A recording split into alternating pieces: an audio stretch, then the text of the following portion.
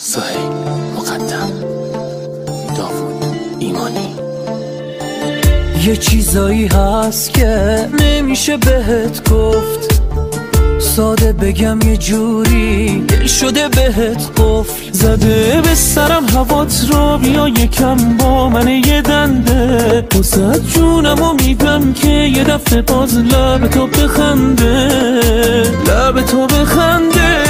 از دست تو این دل روزی 100 بار میپرسه از خودش، چقدر عاشقت شده، چقدر میخوادت. تو جدی نگیرم اگه حرفم شکست قلب تو، اون دل شکستتم واسم زیاده، آخه واسم زیاده، واسم زیاده.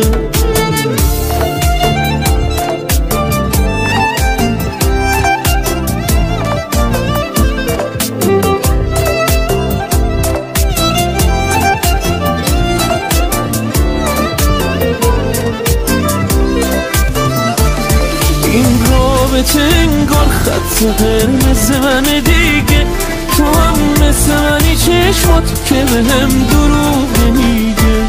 تو باعث و بانی تموم خوشیامی، پاک کردی غمامو، تو انگاری هوامی.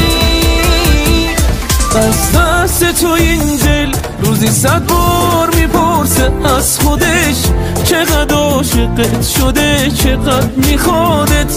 تو جدی نگیرم اگه حرفام شکست قلب تو، اون دل شکستتم واسم زیاده، واسم زیاده، واسم زیاده.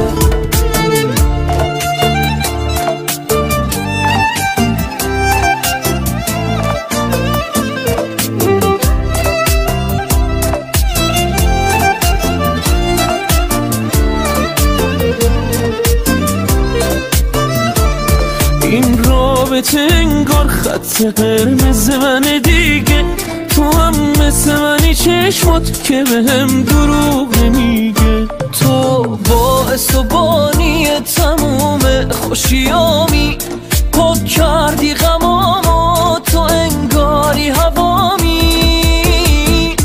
از دست تو این دل روزی 100 بار میپرسه از خودش، چقدر عاشقت شده، چقدر میخوادت. تو جدی نگیرم اگه حرفام شکست قلب تو، اون دل شکستتم واسم زیاده،